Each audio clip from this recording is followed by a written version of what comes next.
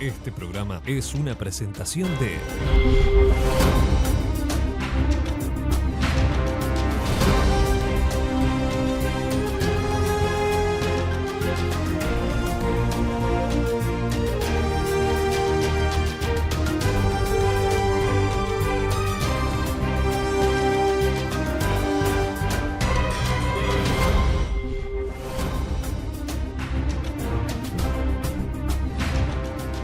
Buenas noches, gracias por estar ahí. Estamos en La Mira, estamos en BTV. Más adelante vamos a estar con la economista Graciela San Román hablando de la educación financiera en adolescentes y con Ricardo Galarza analizando la situación del gobierno de Benjamín Netanyahu, que cada vez se está quedando más solo. Sus aliados le están pidiendo un cese al fuego por el genocidio de Gaza. Ahora en este primer bloque con Fede Comesaña. Fede. ¿Cómo estamos? Muy buenas noches para todos. Y nuestro invitado, el economista Matías Brum. Matías, gracias por estar. Muchas gracias por la invitación. Vamos a hablar un poco de estas cifras que se dieron ya hace unos días sobre el nuevo método que aplicó el Instituto de Estadística para, en este caso, la medición de la pobreza, que nos sorprende mucho, pero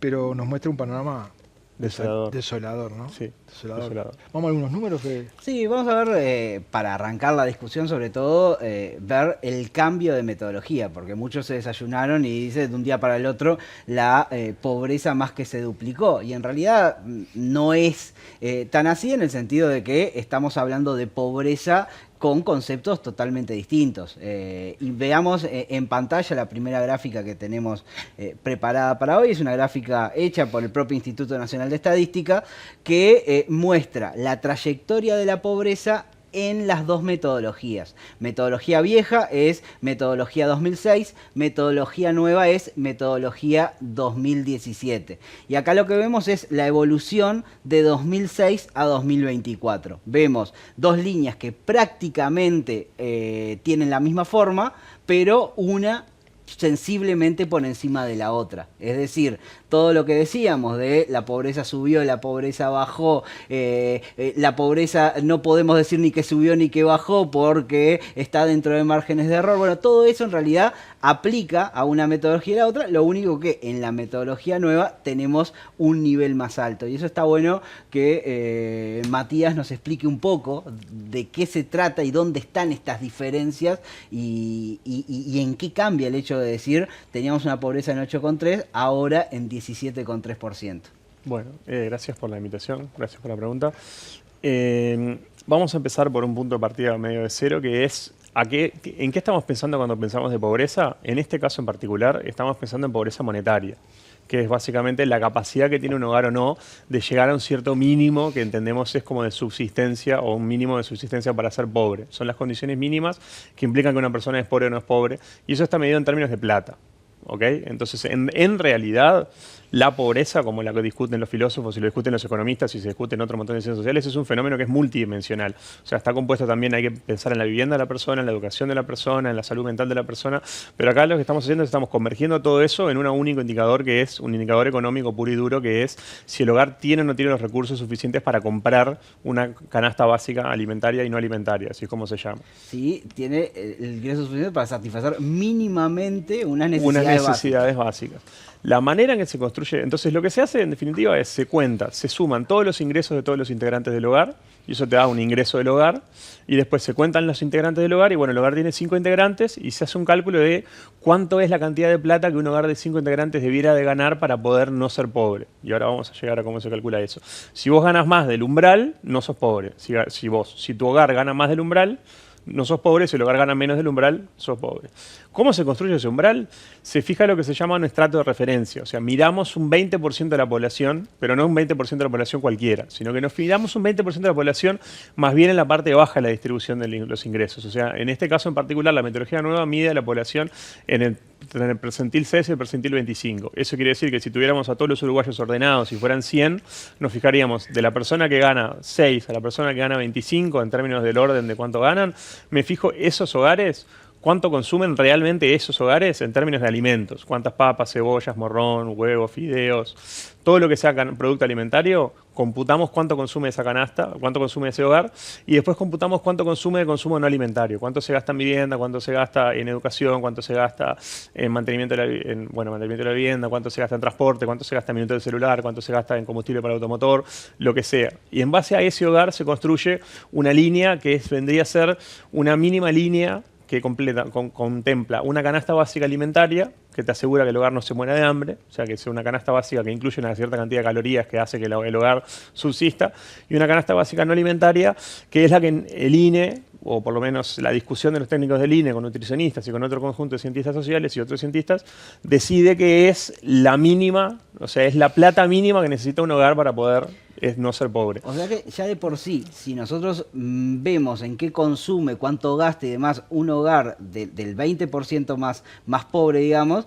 y lo miramos en 2006 a la salida de una crisis, lo miramos en 2017 después de un proceso muy largo y sostenido de crecimiento, donde hay una salida también de la pobreza de un montón de gente, es lógico que sea una canasta más sofisticada en las cosas que se consumen, con algún que otro bien más suntuario de lo que se podía acceder por ese estrato en 2006, y a la vez, bueno, con otras necesidades y otros... Es razonable pensar, no, hay un cambio en la canasta. Ese cambio existe, y hay un cambio en la canasta alimentaria por diversificación de la dieta, y un cambio en la canasta no alimentaria por diversificación y por complejización de la canasta. Hablando en buen cristiano, los pobres ahora también tienen plata por el celular. Tienen minutos en el celular o gigas en el celular, y también consumen nafta para la moto, también consumen otro conjunto de cosas. Que antes, en 2006, o sea, la idea sería, vos agarrás, en 2006 le preguntabas a la gente qué consumía, y después te fijás cómo evoluciona esa canasta, y esa canasta no tiene minutos de celular. Porque en 2006, o sea, los pobres no tenían celular y había relativamente poca gente que tenía celular en el 2006. Entonces, vos lo que estás haciendo es, si vos considerás la canasta vieja y mirás la pobreza ahora, estás subvaluando la pobreza porque no te estás dando cuenta de todos los hogares que en realidad no pueden acceder a un conjunto de cosas que ahora consideramos que es importante acceder. Esa sería como la idea del cambio de canasta. No es el único cambio metodológico, ¿tá? Si me das un minuto, el INE hizo 3 cambios metodológicos. Hizo un cambio en la canasta, pero hizo un cambio en lo que se llama valor locativo, hizo un cambio en una cosa que se llama imputación FONASA, que están asociados al tema de la canasta.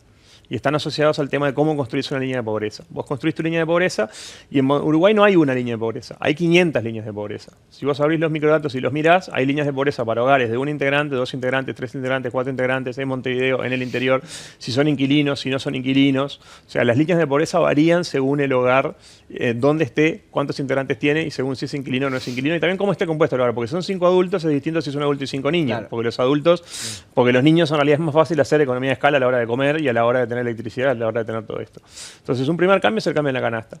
El segundo cambio importante es lo que voy a llamar el cambio en valor locativo, que es un término que asusta, pero que en definitiva lo que pasaba en la metodología vieja era que yo ganaba 50.000 pesos, vos ganabas 50.000 pesos, los dos éramos idénticos, pero vos sos dueño del lugar en el cual vivís y yo no. Entonces, en realidad vos, si bien ganamos lo mismo, de alguna manera vos estás mejor que yo, porque yo de mis 50 palos tengo que pagar 20 en alquiler y vos no. Entonces, la metodología vieja lo que hacía era, te preguntaba a vos, che, Federico, ¿cuánto pensás que tenés que pagar por tu hogar si tuvieras que pagar por él?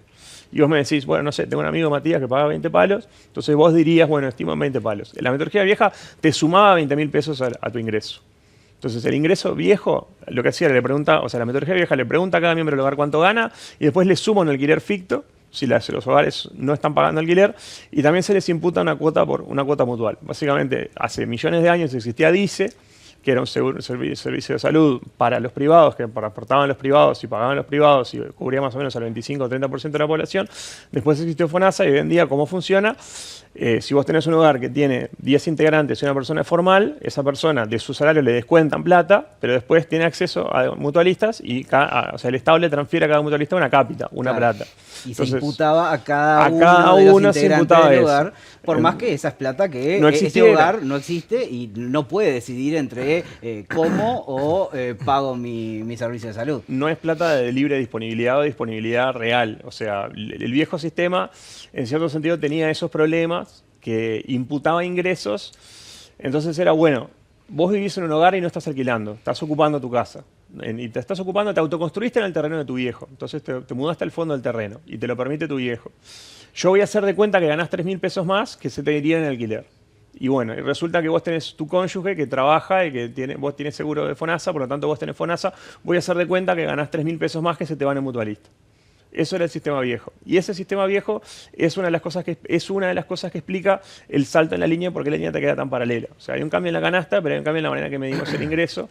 Y esas dos cosas son las que te explican el paralelo. Este 17,3% se parece mucho más, por ejemplo, al 18,9% que dan los indicadores multidimensionales. Sí. El último que se presentó en febrero, pero también a lo largo de los últimos 20 años hubo algunos ejercicios de indicadores multidimensionales que siempre estaban sistemáticamente por encima de esta pobreza por ingresos. Y se hablaba, bueno, cuidado con mirar la pobreza por ingresos, porque cuando vemos efectivamente si la gente, por una cosa es decir, la gente tiene el ingreso suficiente para satisfacer necesidades, y otra es si efectivamente las está satisfaciendo. Sí. Y cuando íbamos a los números, bueno, no eran muchos más los que no lo satisfacían de los que, por más que la metodología vieja mostraba que había. Entonces, cuando vamos a la pobreza, bueno, se parece mucho más a ese 18,9%, y cuando vemos la pobreza infantil, que es eso, otro capítulo para poner la lupa, también se parece mucho a la que muestran esos otros indicadores más sofisticados, como vos decías, de pobreza. Y capaz que generó mucho más revuelo este cambio de metodología que la publicación de esos otros indicadores que ya nos muestran este panorama que ahora es más tangible con estos números. Sí, estoy de acuerdo que esto generó más revuelo. Me parece razonable que genere más revuelo, porque en la pobreza multidimensional, casi que por construcción, te va a terminar dando más alta que la monetaria. La pobreza multidimensional dice, bueno, vos sos pobre, sí, no te da la plata, pero también sos pobre sí te da la plata, pero tenés una cantidad de años de educación bajísima, o si vivís hacinado, por ejemplo. O sea, si vos tenés más de 5 personas viviendo en un rancho, no importa que ganen un montón de plata, tenés un problema estructural ahí en el cual se van a generar situaciones de violencia, situaciones en las cuales las personas no pasan bien. O sea, es más una medida, si se quiere, la pobreza multidimensional es una medida de quienes alcanzan cierto nivel de bienestar. Es más realista. Es mucho más realista. ¿Por qué se demoró tanto? La metodología nueva, Sí, en aplicarla. no te sabría decir. En realidad, la encuesta se tendría que haber hecho de 2017 para adelante. Para poder hacer una canasta nueva, tenés que hacer una encuesta de gastos e ingresos. Tenés que agarrar a un conjunto de personas, reclutarlos y darles una libretita, y que cada vez que van al súper, después te anoten en la libretita, gasté tanta plata en marihuana, gasté tanta plata en alcohol, gasté tanta plata en fideos, gasté tanta plata en pollo, y así sucesivamente. Eso se hizo en 2017. Procesar eso es una cosa que lleva tiempo. O sea, lograr eso es una cosa que lleva su tiempo, y la encuesta lleva su tiempo llevarla adelante. Tienes un montón de problemas de gente que empieza a llenarte la encuesta, después se divaga y no te la llena. Hay que llenar un montón de tapones y agujeros. Pero me parece que demoró mucho.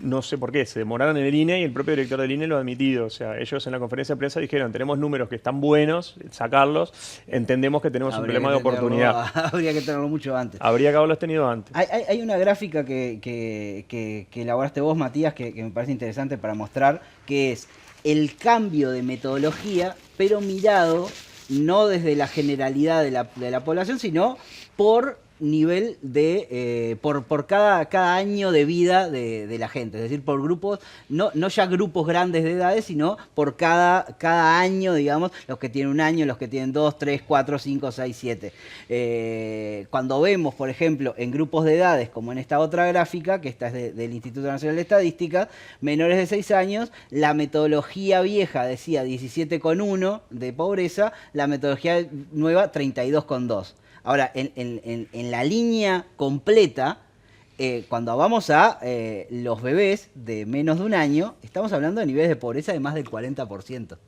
Más del 40% de los bebés uruguayos viven en hogares que no tienen ingresos suficientes para satisfacer las necesidades básicas. Antes ya era espantosa la cifra, era un 24%.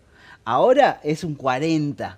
Y lo que vemos es que sistemáticamente las dos líneas están por encima en cada grupo de edad, pero sobre todo el cambio en términos absolutos es mayor en la infancia. ¿Cómo valoramos esta cuestión? A mí lo que me gustaría decir es que está bien que hablemos de antes y ahora, pero en realidad siempre fue así.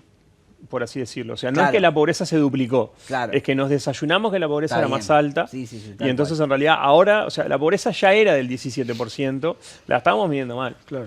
En realidad la medíamos con 8 y algo, pero midiéndola bien es del 17 y algo. La pobreza infantil estaba en torno al 18-19%, pero en realidad es del 32%. ¿La medíamos mal o con una mirada? La medíamos mal o la medíamos con una mirada pasada de moda, vieja. La sí. medíamos con, la Segmentada, veíamos fragmentada. con ojos del 2006. Que ojo, cuando vamos a ver cómo miden otros países, quizás miden más parecido a 2006 que a 2017, ¿no? ¿Sabés que no? ¿No? Ahí como que estoy un poco en desacuerdo. La metodología del INE lo que hizo fue tratar de adecuarse más a las prácticas internacionales. Y las prácticas internacionales o las prácticas recomendadas por la CEPAL, por ejemplo, son cambiar la canasta cada 10 años y no considerar el valor locativo y no considerar el valor FONASA. O sea, vos vas al Reino Unido o vas a Chile o vas a algún otro país y en general a la gente no le hacen eso de preguntarle, ¿usted tiene mutualista? Sí, usted tiene mutualista por eso. O sea, a nadie se le ocurre imputar salud pública.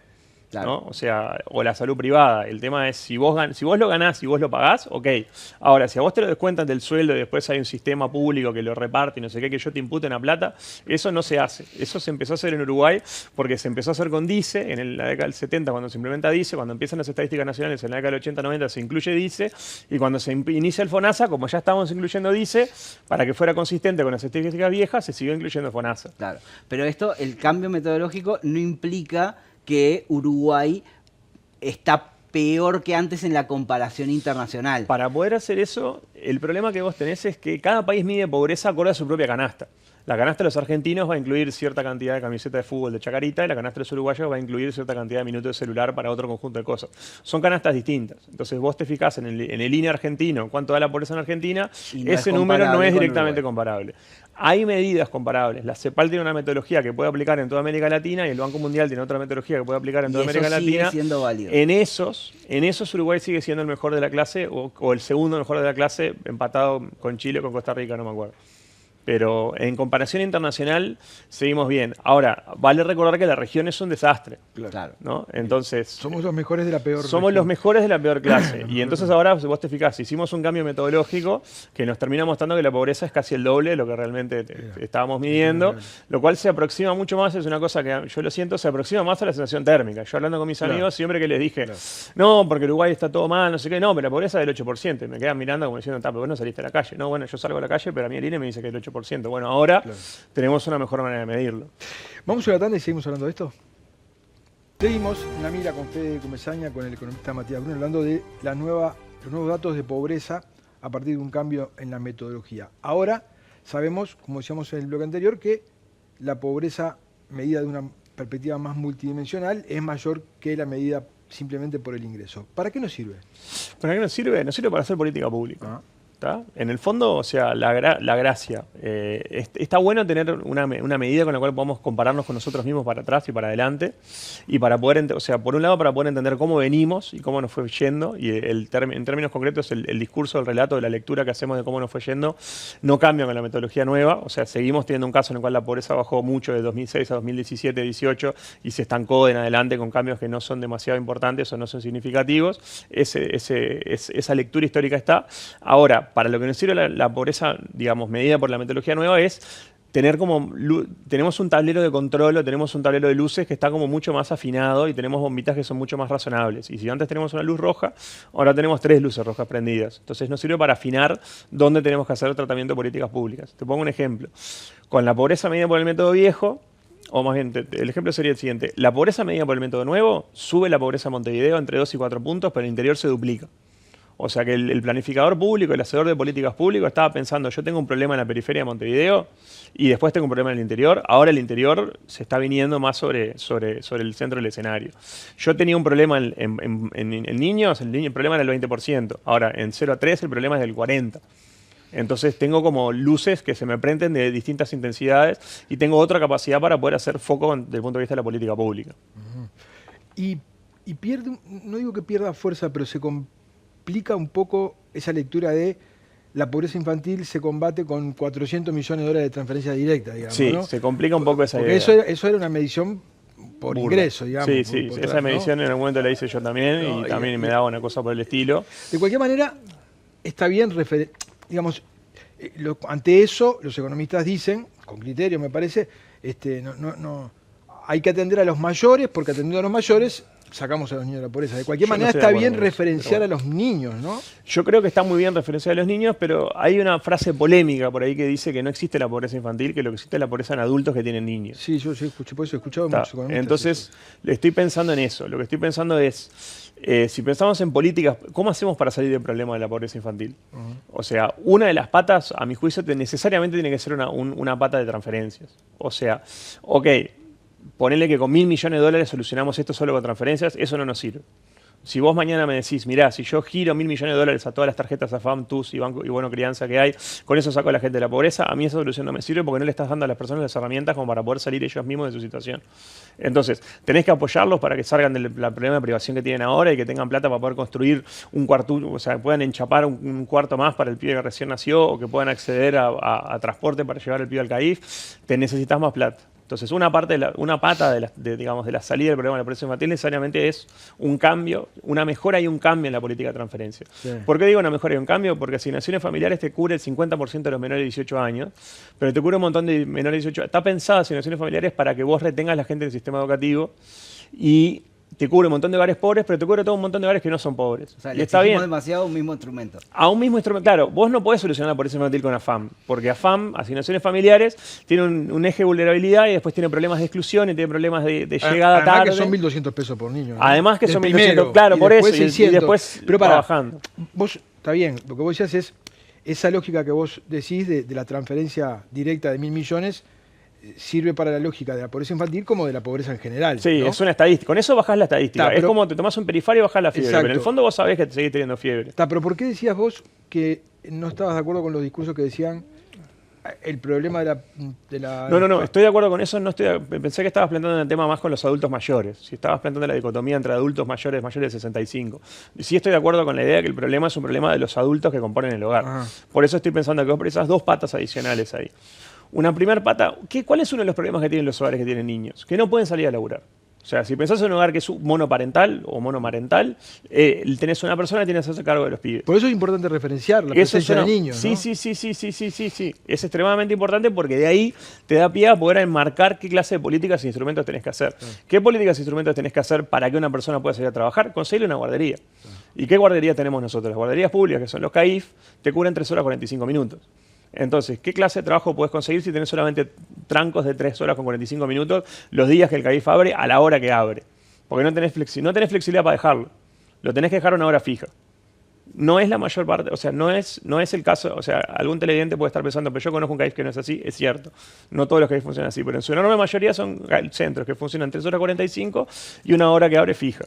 Entonces eso hay un montón de padres y madres a las cuales no les sirve para ir a trabajar. Hay un montón de madres, sobre todo. La participación laboral femenina en Uruguay es considerablemente baja en relación a lo que es para el resto de América Latina y para el mundo. O sea, tenemos un montón de mujeres que quieren salir a trabajar y que les gustaría trabajar más horas, así sea de doméstica o con trabajos, entre comillas, relativamente de mala calidad o mal pagos. Los pobres no quieren trabajar. No, eso no es así. Y además eso se vincula con otro gran problema social que tiene Uruguay, que es la baja natalidad en los segmentos medios de la población. ¿Por qué? Porque vos tenés una pata del problema que es los hogares que tienen muchos hijos caen por debajo de la línea de pobreza, sí, porque el mismo ingreso de los perceptores lo tenés que dividir entre más cabezas dentro del hogar. Personas. Pero hay otro montón de familias que deciden justamente no tener más hijos o no tener hijos para que no les pase eso mismo, para no caer dentro de la línea de pobreza. Estoy de acuerdo con ese lineamiento, sin embargo yo pondría una advertencia ahí, que es que en los últimos 4 o 5 años ha habido una caída en la tasa de natalidad y que esa caída de la tasa de natalidad se ha verificado principalmente en los hogares pobres y en los hogares de menores ingresos. Y eso se debe, por un lado, a cambio comportamental puro y duro, que básicamente las familias deciden, o sea, las adolescentes, o sea, hay todo un montón de adolescentes que deciden no ser madre adolescente. Hay un cambio cultural. Hay un cambio cultural. Y después otra cosa que hay, que hay un estudio de Rodrigo Seni y de otros coautores al respecto, es el tema de los implantes del MSP. El implante subdérmico. El implante subdérmico ha tenido un efecto muy, muy importante y muy fuerte sobre esto. Entonces, o sea, también es parte del cambio cultural, ¿no? Pero en definitiva, la idea es que vos a los 15, 16, 17 o a la edad que sea, decidís ponerte un implante y por 3 años no vas a tener hijos. De hecho, cuando se empezó a colocar el implante, se empezó a hacer la encuesta sobre los adolescentes y de ahí surge que más del 50% eran embarazos no deseados. Sí, claro. ¿No? O sea, no era aquello de que querían empoderarse y tener hijos. Y eso, ¿no? eso termina siendo una política efectiva para reducir la cantidad de gente que de otra manera, de hogares que de quedaría, otra manera, sí. caerían por debajo de la línea Sí. de pobreza. Sí, O se eso sí. profundizaría más Se su profundizaría distancia más. a la línea. Sí, la distancia de la línea. Volviendo al tema de las políticas, yo pienso que precisas una pata que sean transferencias, otra pata que sea un sistema de cuidados, Claro, sí, sí, que sistema de tiene que llamarse sistema de cuidados y que tiene que estar pensado de dos maneras. De manera que el padre lo vea como una guardería, yo tengo un lugar donde puedo dejar a mi hijo con cierta flexibilidad y que me lo cuiden por lo menos 6 horas, pero del lado del Estado o del lado del prestador tiene que ser un lugar donde haya algo así de que no sea una guardería como las tradicionales en las cuales yo me creé que básicamente era un depósito de niños, casi psicopedagogas, estimulación temprana, estimulación oportuna, cuidado de dieta, consejos para padres, o sea, que haya un servicio prestado al propio niño. Pero otra pata que necesitamos metida acá es un tema que es difícil de discutir, es el tema de la calificación y recalificación de la fuerza laboral, porque vos lo que tenés es que los pobres en Uruguay tienen muy pocos años de escolarización. La última medida que yo hice me daba, no me acuerdo si era 7 o 9 años de educación. Entonces yo te estoy diciendo, el pobre promedio terminó primero de liceo o terminó tercero de liceo. ¿Qué clase de laburo puede conseguir? O sea, vos le ponés una guardería.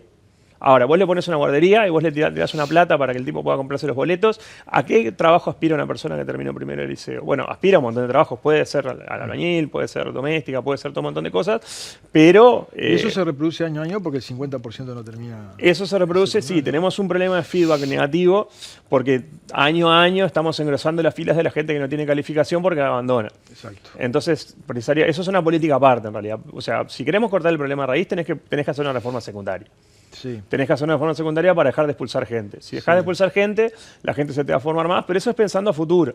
Sí. Yo pensando en presente, lo que pensaría es, ¿qué hago con la madre que tiene 2 pibes? Bueno, le doy un CAIF, le doy plata para que los pueda llevar y traer y se pueda manejar por la ciudad, pero necesito ofrecerle algún programa de recalificación laboral o de que se reconvierta a algo. Pero quizás esa mirada un poco más larga encienda algunas luces en lugares donde, por ejemplo, poner esto en el contexto de que esto va a hacer trizas más rápidamente el sistema provisional.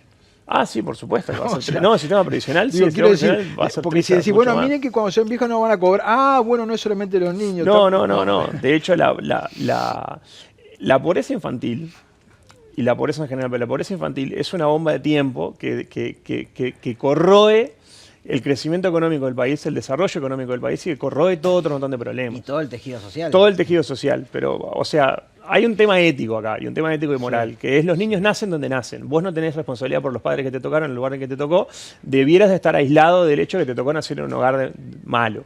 Naciste en un barrio carenciado, vas a ser pobre, eso es una macana, estaría bueno tener mecanismos que lo corrijan. Olvídate de lo ético y lo moral. Por un tema de asistencia al BPS, estaría bueno lograr que los niños que nacen hoy logren terminar la primaria y secundaria, así se convierten en trabajadores bien formados y aportan a la caja y no son informales. O sea, yo quiero solucionar la pobreza infantil por temas éticos y morales, pero si me olvido de la ética y la moral, quiero solucionar la pobreza infantil por temas de sostenibilidad de la caja jubilatoria. Claro. O quiero solucionar el problema infantil por un tema de crecimiento económico. Ahora estamos todos de locos con la seguridad IA pública. o la seguridad pública. O sea, no todo pobre termina siendo chorro, pero hay un vínculo entre la pobreza, la marginación y la criminalidad. Entonces yo no invierto hoy en pobreza infantil y dentro de 15 años tengo que triplicar la fuerza policial o tengo que triplicar el espacio en cárceles. Las cárceles uruguayas son malísimas. Porque en esto de la calificación también es lograr a una población vulnerable que hoy ve como única alternativa o como único medio de crecimiento a nivel de su capacidad de consumo o de trayectoria a nivel laboral, lo único que triunfa es la gente que va, Sí, va y y delinque. se asocia con el narco, la gente que va y delinque.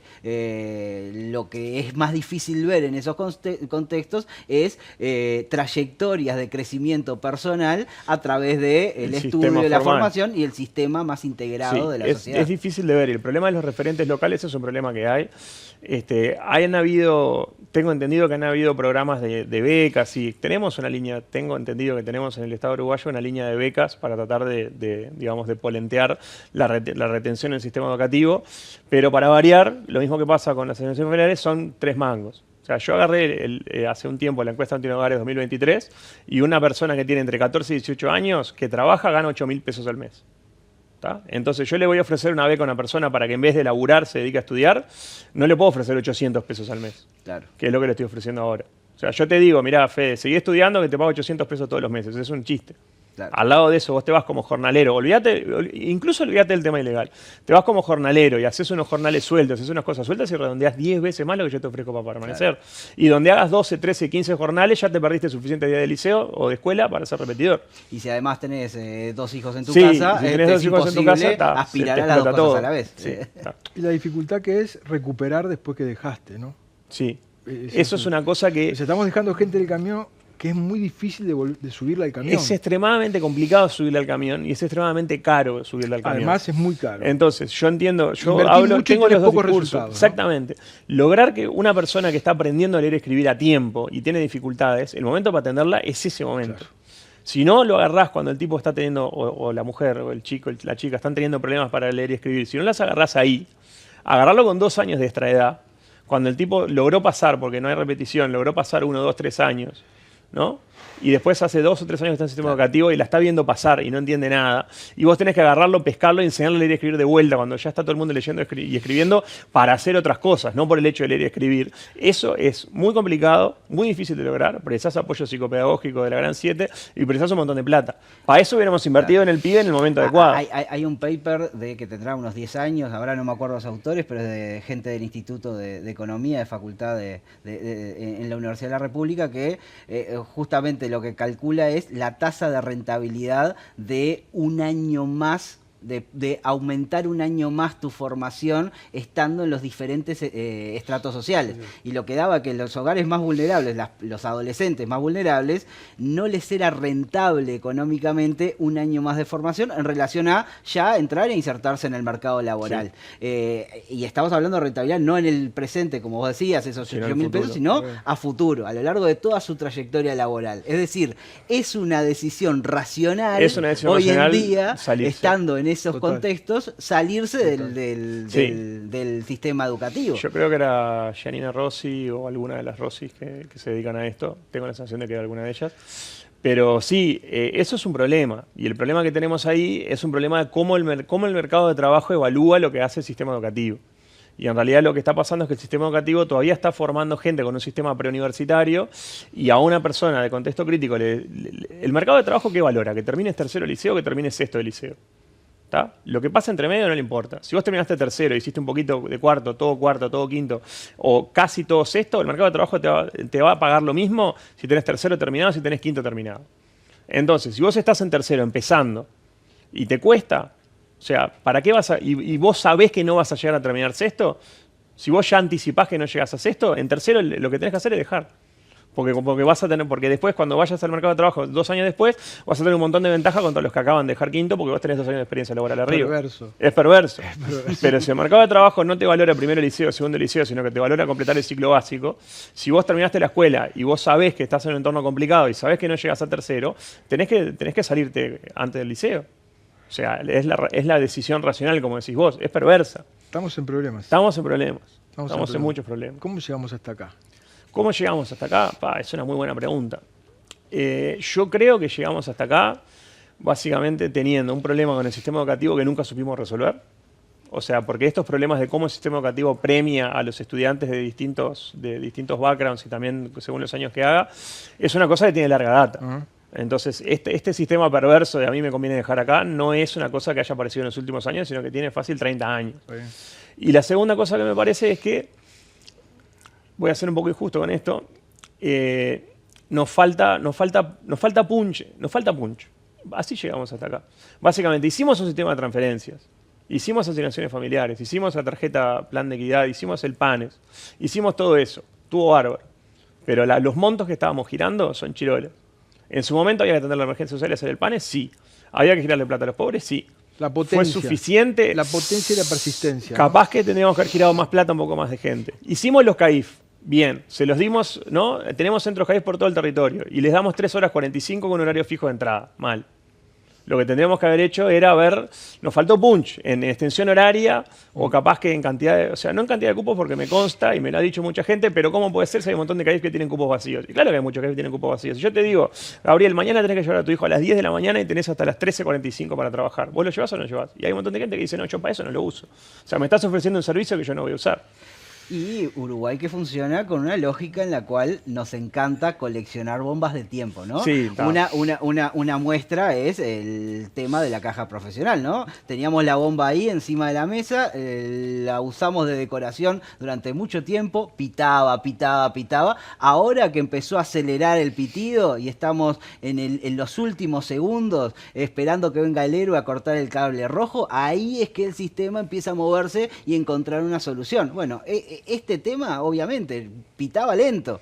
Pita lento, porque en y realidad sigue el problema que vos haciéndolo, tenés es que porque- los niños no hacen lobby. O sea, los niños y los adolescentes no se nuclean en ninguna organización, no votan, no tienen voz, no tienen voto, no tienen nada. Y los padres, cuando tienen en algún momento, tienen que tratar de defender los intereses de sus hijos, están completamente descoordinados. No hay una asociación de padres del Uruguay. Tenemos una asociación de profesionales del Uruguay probablemente, o tenemos las cajas sucesivas de cada uno de los profesionales de distinto tipo. Pues yo siempre pongo ejemplo que hubo marchas para casi todo. Sí, Las pero mujeres, marcha- los para niños no. Nunca. No. Matías, te quedo muy agradecido por haber Dale, estado. muchas gracias por la invitación. Gracias, Fede. Por favor, un gustazo. Vamos a una tanda, ya volvemos.